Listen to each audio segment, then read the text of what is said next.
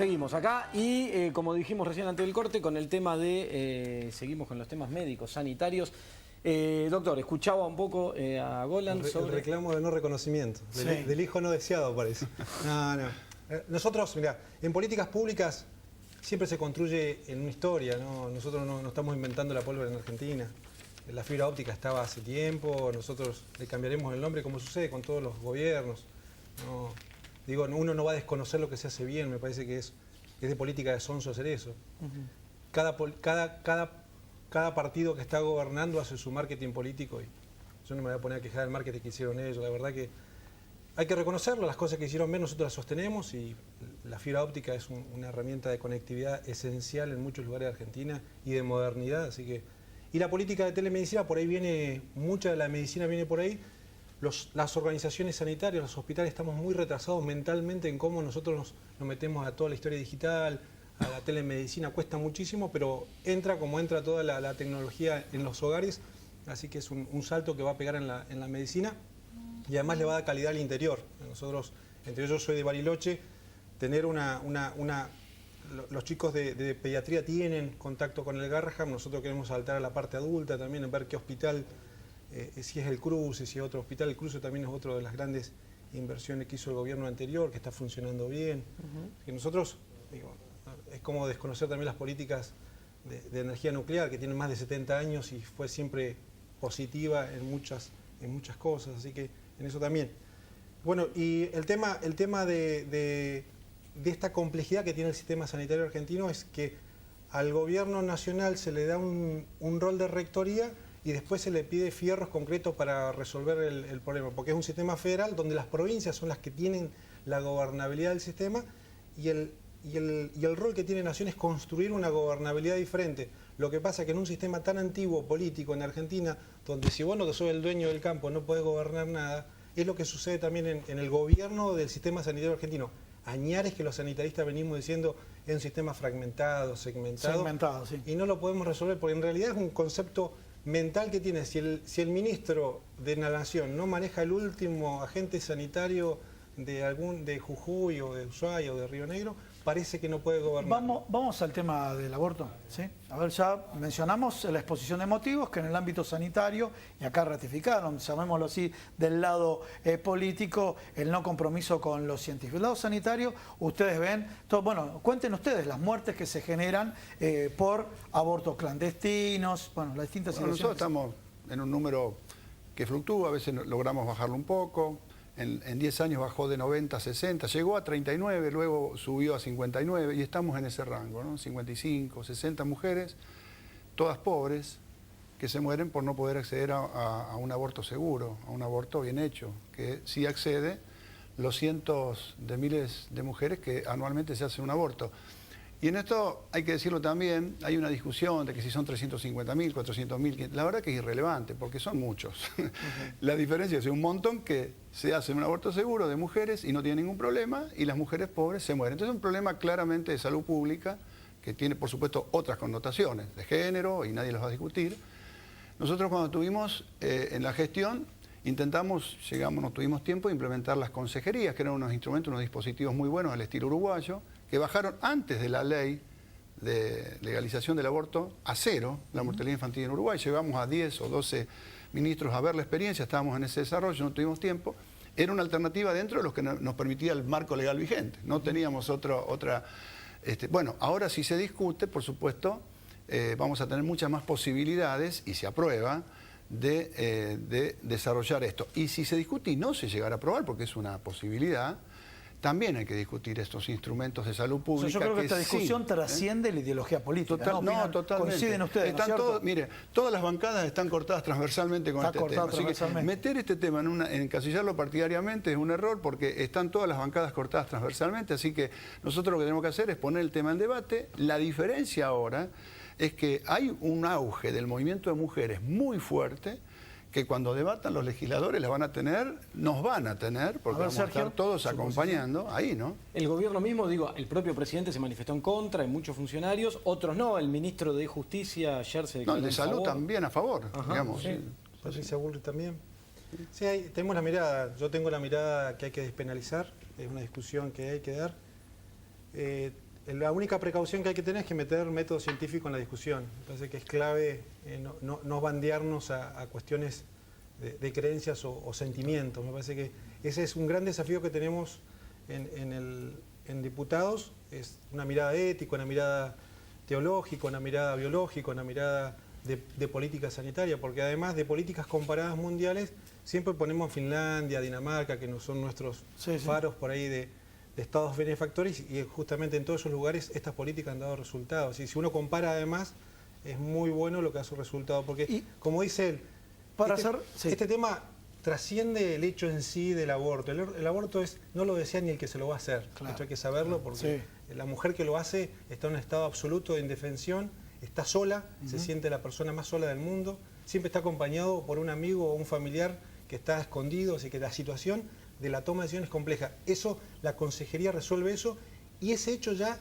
en muchos casos, no termina en el aborto. Bueno, para cerrar el tema, a nivel internacional hay un periodo, ¿sí?, de meses, me refiero, que se permite el aborto, 14 meses, cada país va variando y demás. Bueno, la discusión, ¿ustedes creen que va a pasar por ahí? Va a ser una de las discusiones y uno de los debates. Y es lógico que así sea porque todo esto, como decía el doctor, tiene connotaciones de distinto tipo para la mujer y para el equipo de médicos también que trabaja en este tema.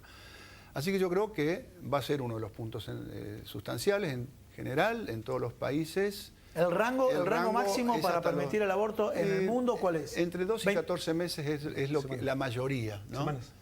Semanas. Semanas, yo dije, sí, semanas. Lo agarramos, estamos con un alien raro. Es un asesinato. Son 12 a 14, lo que yo estuve analizando, comparando todos estos países y Europa, son 12, 15, 14 semanas para el voluntario. Para otros temas se pueden llegar hasta 22 semanas, pero para otros temas, caso de violación, ya se prolonga un poco más. Y el rango que se pone es cuándo empieza la actividad cerebral. Básicamente es donde la discusión, que también lo pone Rosati en una discusión que tiene en su libro, que mete un capítulo de esto de discusión, cuándo aparece la vida en el ser humano, la vida desde la cuestión jurídica, y ellos también ponen esos rangos de 24 semanas para arriba como de cuidado. Entonces, bueno, ahora es un debate súper interesante, pero digo, antes de pasar y volver a hablar de economía, un tema que quisiera hablar... para los cuatro creo que el tema que vamos a hablar ahora. Sí, también porque tiene su pata económica. Claro, los inmigrantes. Claro, el debate que se instaló esta semana sobre los extranjeros que vienen a Argentina, los hospitales públicos, la atención, un poco, bueno, primero la visión de ustedes, más desde la profesión, desde el sanitarismo y su visión de médico, después vamos a ver la pata económica también de esto, ¿no? Bueno, hay una parte que tiene que ver con lo político, ideológico, filosófico de cada uno. Nosotros creemos que el ser humano tiene derecho, sea quien sea. Nosotros, como peronistas, todos los hospitales de Fronteros se sobredimensionaron cuando se hicieron en la década del 40, precisamente para poder atender a los que eran de este lado de la frontera y del otro. Esa es la visión. Pero bueno, estamos en un mundo donde el Bill Metal manda y muchas veces empezamos a hacer números de cuánto cuesta esto y cuánto cuesta aquello. Pero entonces ahí es donde dijimos, bueno, vamos a dimensionar el problema, porque a lo mejor estamos enfrente a un problema, no sé si quieren poner la placa. Sí, tiene una placa ahí, se la pueden poner. Es un problema muy grave que nos está desfinanciando el sistema de salud, y entonces uno puede empezar a hablar con los países que hacen un mayor uso. Bueno, hagamos un sistema de compensaciones que nunca pase porque pague el paciente, sino que pague el Estado con algún arreglo con el gas de Bolivia, lo que sea. Pero nunca pague el paciente. Entonces, pero fuimos a dimensionar, a ver si realmente era un problema que nos desfinancia. Yo no alcanzo a ver. Bueno, tenemos la que tiene color azul, es Total País. Eso, el total, ¿podemos ampliar Total País? El total de nacidos vivos en el país contra los que son, digamos, los nacionales son 728.000. Sí, ahí se está acomodando. Vamos a ver. Ahí está. 728.035. Sí. ¿Cuántos son extranjeros en el país que han nacido? 219, 0,03%. Si vamos a Jujuy, que fue un poco el origen de todo esto, uno dirá, bueno, en Jujuy es muchísimo. Si nos podemos correr a Jujuy. Sobre 12.000. Está a la derecha Jujuy, ¿no? Sí, el amarillo que está a la derecha. Bien, ahí está. Perfecto. Estamos en sobre 12.681 nacimientos en Jujuy, 56 fueron extranjeros. Es decir, el 0,44. Sí. Si vamos, por ejemplo, al total de egresos hospitalarios, toda la gente que estuvo internada y egresó a un hospital en Jujuy, 47.147 son todos datos oficiales de la página oficial del Ministerio. 47.147 y extranjeros, si podemos ir abajo, 132. a la izquierda, ahí. El 0,29%. Ahí tenemos, está en naranja. El 0,29%. Sí. Y si vamos, por ejemplo, a la ciudad de Buenos Aires, acá, ahora a la es que hay derecha. mucha queja del Hospital Piñero, que está lleno de extranjeros. Bueno, 180.000 egresos, 339 y 72 extranjeros, ¿no? Estos son datos oficiales de cada una de las jurisdicciones. En todo caso es insignificante la parte. Es insignificante, creo que se están confundiendo muchas cosas y esto me parece que produce inútilmente una situación de xenofobia, inútil. Miren, hay un mito de los tours de salud, que alguien me muestre un registro, hoy con los teléfonos digitales, un registro de una foto o un video de un tour, de un colectivo llegando a un micro, bajando gente para... No existe. El único que existe son los 44.000 argentinos que fueron a Bolivia a operarse las cataratas porque no se podían operar en el país, en el marco del operativo Operación Milagro, financiada por Venezuela y con médicos cubanos, que no se podía hacer acá porque las corporaciones médicas no dejaban entrar a esos especialistas al país, no le daban la matrícula. Luego se resolvió y quedó en Córdoba el Centro Che Guevara, que está funcionando con esas características. Eran de acá para allá, 44.000 argentinos en tour. Estoy hablando de tour formales, registrados, colectivos que iban, se operaban y volvían. Tour de allá para acá no hay. Doctor, ¿usted? Yo lo padecí como director de un hospital ahí en el Bolsón, donde tenemos las mismas dificultades. Y tengo la misma dimensión de magnitud. Bariloche, donde trabajo ahora en terapia intensiva, el número que me dijeron en los últimos directores, 10% de atención de gente chilena. Comentamos que casualmente es con Chile, la frontera con Chile. Ustedes están cerca de Osorno, Temuco, Valdivia, de esa zona. Paso ahí, Zamoré. 10% de chilenos, pero que tenían residencia la mayoría en Bariloche, y un 1% que era de paso. La verdad que era insignificante. Están los hechos de casos graves, algún infartado que termina, o alguna persona con un cáncer, pero son casos muy al lado que por ahí se levanta mucha bandera de eso. Así que el impacto de la magnitud, además, yo desde el sanitarismo y yo como médico de atención pública, nosotros creemos que es parte de la compensación humanitaria que tenemos que tener en las áreas. ¿Cuál es el gran problema que tiene el sistema sanitario argentino? Lo que hablábamos al principio. 30% de lo que atendemos en los hospitales tienen obra social y no le cobramos. Me parece que ahí es la gran dificultad. Hay un traslado de los que menos tienen a los que más tienen. Y el otro tema es las compensaciones que hay entre los distintos distritos provinciales. Nosotros tenemos problemas con Chubut, también con Neuquén. En La Pampa tenemos ahí Río Colorado con la DELA. Es decir, acá el área metropolitana tiene esas dificultades de compensación. Me parece que eso es más pelea interna que nosotros tenemos que mirar a ver cómo compensamos. Entonces podemos decir que Gerardo Morales tiene una visión errada de lo que dice, porque yo les quiero comentar, la anécdota sirve. Yo me tomé una semana de vacaciones en Brasil, me quebré y me atendieron en una UPA, tenía seguro, pero me dijeron, te van a atender más rápido en la UPA. Fui a la UPA, me atendieron muy bien, dijeron que tenía quebrado acá en la muñeca, y fui al otro donde pagaba, con el seguro de Asiscar y demás, y quiero decir, fue atendido gratuitamente en Brasil. Y mucha gente que fue a Brasil recibió lo mismo. Porque creo que estamos instalando y haciendo ruido de algo que no está ocurriendo, ¿no? Sí, yo creo que en realidad me parece que ahí hubo un error. Nosotros tenemos una organización sanitaria en el país que llegamos a 25.000 trabajadores de la salud. Y en Jujuy tenemos muchos. Y nos decían que en estos momentos, los que trabajan en el sector público, en el mismo ministerio, Gerardo Morales lo estaba un poco llamando la atención a su ministro porque cuando aparecieron estos números, ¿cómo justificaba lo que se había dicho públicamente? Es decir, hacer una cuestión nacional, y no sé por qué luego lo tomó el gobierno nacional y lo hizo tapa de 2 diarios. Digamos, la verdad es que la magnitud no pero yo creo que ahí fue al revés. El problema es que Bolivia puso la limitación de atención que ahora la bajó. Fue al revés. Pues el planteo fue distinto. Y el que planteó Petri, que también el planteo de él era hacer una reciprocidad que ya existe por ley migratoria. Existe esa reciprocidad que es dura, que no se aplica. Cuando esa reciprocidad no existe, se le puede cobrar directamente. Hoy existe la ley, así que digo, son discusiones. Tenemos un tema, por ejemplo, con Bolivia. Nosotros tenemos 70 años de desarrollo de un sistema público de salud muy fuerte que ellos recién están comenzando ahora. Claro. Entonces, es muy difícil ser simétricos en esto porque si yo tengo un problema que me requiere un hospital de alta complejidad en Bolivia, probablemente en el lugar donde esté no lo tenga. Lo están haciendo ahora, pero vienen muy por detrás. Entonces, en esto, ahora, a mí me decía el cónsul, bueno, tenemos colas de argentinos cargando nafta acá porque es más barata. Digo, me parece que entrar en este chiquitaje, y si es un problema específico de un efector, se resuelve a nivel de convenio y de conversación cónsul con la misma provincia, ni siquiera hace falta nacionalizar. Bueno, Pregunta, otra parte del estudio, pero ¿sabes qué? Claudio, sobre esto, pero le iba a preguntar como economista, como político además. Pero no, argentino. pero quiero asociarlo este tema. ¿O no será que de pronto se instala este tema, lo toma el gobierno para desviar la atención de lo económico? ¿Cómo la ves? Mira, yo creo que lo más, o sea, desvía la atención del foco que sí habría que discutir, que es el financiamiento del sistema de salud, que es un sistema que está desfinanciado. Ese sí sería un debate. Y esto no lo resuelve. Esto pone el foco en cualquier cosa menos en lo que habría que discutir. Del mismo modo que lo plantean para el caso universitario, que es igual en ese sentido. Yo estaba viendo los números de la Universidad de Buenos Aires, sobre 1.600.000 estudiantes, 37.000 son extranjeros, de los cuales el 10%... Repitamos el número porque lo pasaste muy rápido. 1.600.000 estudiantes. ¿Contra? Contra 37.000 extranjeros, Bien, de clarito. los cuales solo el 10% son los no residentes. O sea, estamos hablando de 3.700 estudiantes sobre 1.600.000. La verdad, es un disparate, es como una broma de mal gusto. Y con la gravedad que decía recién el doctor, porque la verdad que esto construye una cultura complicada. Colocar el problema en el extranjero no es un dato menor. Esto tiene efectos en la cultura popular, social. Me parece que eso no hay que dejarlo pasar.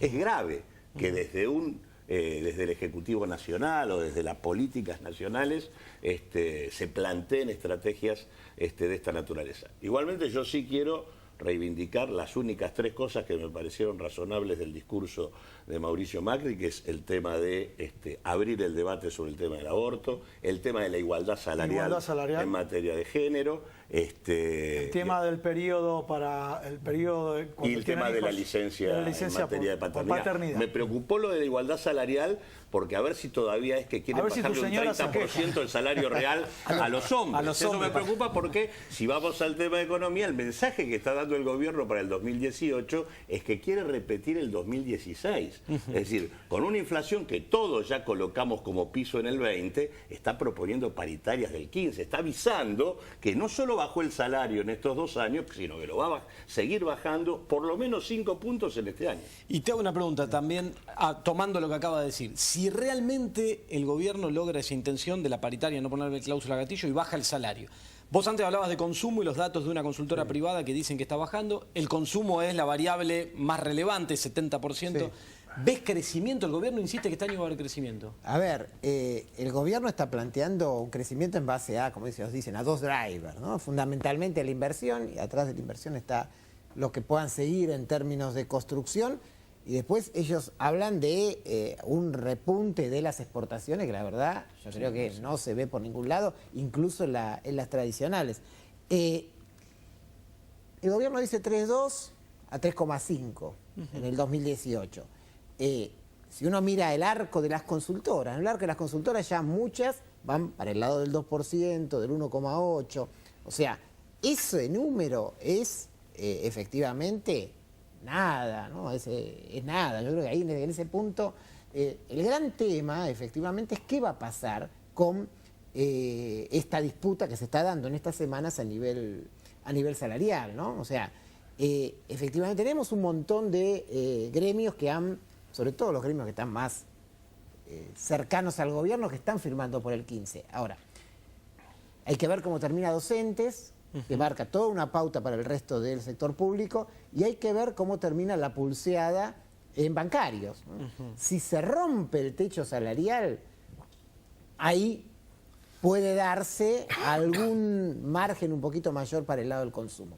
Igual yo quería, digamos, hacer una acotación con respecto a lo anterior, porque efectivamente el gobierno se equivocó, ¿no? Dijo, tiró esto de los extranjeros probablemente mal asesorado, desconociendo el tema de los números o dejando ver alguna beta xenófoba por ahí. Discúlpame, ahora, sí. de fondo, sí. ¿Qué es lo que hay de fondo? Lo que hay de fondo es esta desesperación por lo que ellos dicen, reducir el déficit fiscal primario, el rebote que eso tiene contra el ajuste en las provincias, y entonces sale la búsqueda de, bueno, a ver, como ya se está agotando todo lo que es la parte de gasto por el lado de los subsidios, y bueno, tienen que ir a las otras partidas, tienen que ir a las partidas sociales. Ya tocamos a los jubilados también. Ya tocan a los jubilados, ¿qué queda? ¿Qué queda cuando dice, bueno, vamos a bajar el gasto 1% por año, sin contar obviamente los intereses de la deuda, ¿no? ¿Y cómo lo vas a bajar? Claudio, ¿me querías marcar algo cuando hablaba de crecimiento? Sí, quería decir que en realidad la única razón por la que creció la economía durante el año 2017 estuvo centrada en la recomposición de la inversión pública. Básicamente, casualmente, un aspecto que el gobierno no incluía dentro de su agenda. En realidad, para el gobierno hay que crecer en base a exportaciones e inversión privada. En realidad, nadie puede suponer que la inversión pública puede mantener el ritmo de crecimiento que tuvo en el 2017 y en el 2018, porque implicaría no poder atacar la cuestión del déficit, implicaría niveles de endeudamiento superiores. Así que por ese lado lo va a hacer. La única manera que, en realidad, todo lo que hay puesto sobre la mesa indica que el año 2018 va a ser peor que el 2017, la tasa de crecimiento va a ser menor en caso de que exista. La única manera que pueda haber otra cosa es que haya una explosión de inversión privada.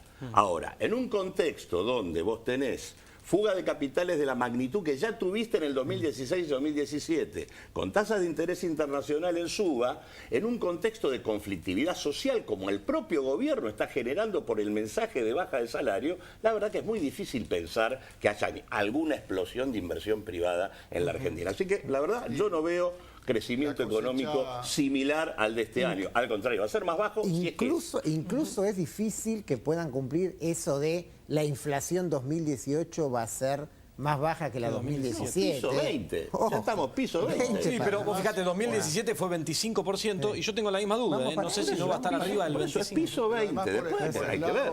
Por el lado de las exportaciones tradicionales venimos con una sequía que están estimando entre 3.000 y 4.000 millones de dólares. Está bien que hay stock, ¿no? Para vender. Pero 3.000 Esos son 0,5 puntos menos de producto. Claro. Doctor, digo, no, sobre este tema. Nos metimos un poco en economía, perdón. No, economía de la salud. Bueno, introdujo economía de la salud el presidente de la Nación. A ver, en la apertura del programa yo comenté la autorización del aumento para las empresas de medicina prepaga. ¿Y a qué voy con esto? De este lado mencionaron el tema de pisar los salarios. Pisar los salarios estamos en un sistema bismarckiano donde hay obras sociales y se financian las obras sociales con aporte y retención. Y la mayoría de los afiliados recurren a las obras sociales nacionales y provinciales. ¿A qué voy con esto? Si se pisan los salarios, ¿no se van a desfinanciar las obras sociales? Se están desfinanciando, ya están muy desfinanciadas. Y esto lo ve el afiliado cuando va al IOMA y tiene 22 jurisdicciones que ya no prestan más los prestadores porque no les pagan retrasado, le hacen quitas. Lo vemos en que se van postdatando los turnos, nos vemos que el afiliado tiene que empezar a pagar un montón de cosas que antes no pagaba, copagos, coseguros, porque se están desfinanciando las obras sociales. Con las prepagas no sucede exactamente lo mismo. Cuando hablamos de la prepaga hablamos de un universo de 300, pero son 6 grandes jugadores que tienen el 76% del negocio de la salud. Agreguemos una cápite. Cuando son las enfermedades de alto costo, terminan transfiriendo a las obras sociales por convenios privados. Sí. Bueno, esto es así. Pero a las prepagas punta a punta, febrero 2017-2018, le permitieron un aumento del 34 y alguito por ciento. Con lo cual, las prepagas estuvieron por encima, diríamos, salvaron las papas de los costos de médicos. Pero las obras sociales no. Bueno, y el subsector público está premeditadamente desfinanciado a partir de presupuestos decrecientes del 2,4 al 1,9 el nacional en 2 años y en de la provincia de Buenos Aires de 6,50 a 8,85, pero que se subejecuta tremendamente. Es decir, que por más que fuera más, la subejecución llega a niveles muy grandes, con lo cual tenemos también desfinanciado el subsector público. Doctor Sergio Whisky. El sistema público en la provincia de Buenos Aires, si alguien me dice que estaba perfecto, no. Estaba devastado. El problema... Los hospitales, lo que hacen guardia, los chicos que hacen guardia, pero está colegas, peor, doctor, está mucho peor porque no hay ni médicos ya. O sea, la discusión política está peor o no. Claro, y la técnica que venía... Yo reconozco las cosas buenas, pero que no digamos una cosa por otra, porque digo, estamos entrando en una discusión bizarra, porque digo, si decimos que el hospital de cualquier colega mío que esté trabajando en la ciudad, en la provincia de Buenos Aires, hace años que yo lo escucho, que es una desgracia, abandonado por el sistema. Y las obras sociales argentinas tienen un problema que están súper fragmentadas, tienen una escala de eficiencia malísimo, un cálculo actuarial que es imposible de sostener. Digo, no hay dilución de riesgo, hay una cantidad que fue un desmadre de años de construcción, no es de ahora ni del gobierno anterior. ¿Pero usted considera que todas las obras sociales están en ese estado? y la mayoría, pocas tienen volumen de afiliados como para autosustentarse, muy pocas. Usted habla de la economía de escala, pues yo me acuerdo del proyecto de Héctor Lombardo de consorcios de obras sociales y demás, y volvemos a este concepto que lo menciona mucho Agustín Datil, que los grandes grupos, o sea, si vamos a concentrar la salud en 4 jugadores, también estamos perdidos. No, pero hay herramientas. Yo acuerdo con el doctor que tenemos que reestructurar completamente el sistema de salud argentino. Un descreme en las obras sociales, a vos te permitieron, tenías mejor pago, te iban a obras sociales. Hubo una cantidad de descontroles internos, todo lo que era de solidaridad interna se perdió. Eso hay que reajustarlo.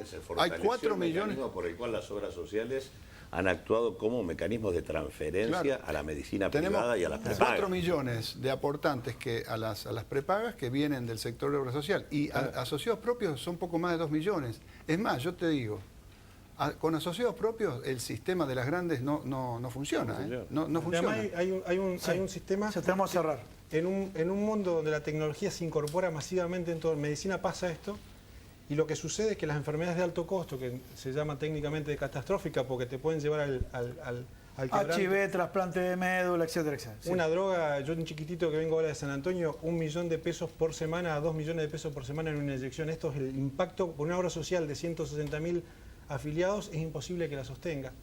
Y este es uno de los grandes desafíos que tiene hoy Argentina, de ver cómo hacemos un fondo solidario como lo tienen las obras sociales, pero que sea de mayor envergadura, que hay muchos planteos técnicos para esto como para resolver. Me parece que si no se controla eso, toda la atracción que tiene este sector de la salud te lleva toda la inversión que podés tener en prevención, en todos los trabajos que uno quiera apuntar y redireccionar el sistema a ese lugar. Así que es un gran desafío que hay en la economía. Yo le voy a decir algo para ambos que no les gusta. Ese fondo solidario, los 2 gobiernos, el anterior lo manejaron políticamente. Ese fondo solidario. ¿Sí? Cierra con esto, los deja. Los 2 gobiernos lo manejaron políticamente. Les agradezco mucho a todos haber estado acá esta noche. Un programa de lujo tuvimos, porque tanto de y Claudio Lozano médicos como económicos. No, porque una cosa que me parece importante, el famoso tema de la inflación, es bueno dejar en claro que tenemos la misma inflación que teníamos con el gobierno anterior. Han bajado la inflación respecto al golpe distributivo inflacionario del 2016. Nada más. O sea, respecto a sí mismo han bajado la inflación. Claro, sí, por eso la comparación que hace el presidente toma el 41. Muy rico el debate, realmente un nivel profesional excelente. Muchísimas gracias. A todos, gracias por haber estado acá esta noche y nos vemos como siempre acá en Economía 4D, jueves a las 21 y sus repeticiones acá en CN23. Chau. Chau, hasta la semana que viene.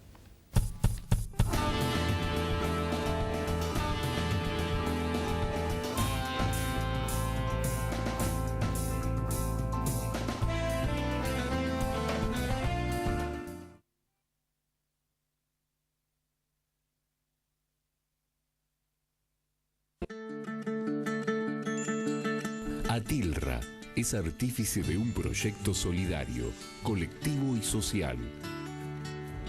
Es una realidad que crece, se desarrolla, vive y se multiplica.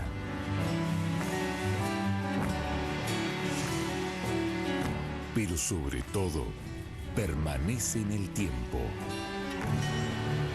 Atilra, más de 70 años sembrando de sueños el camino.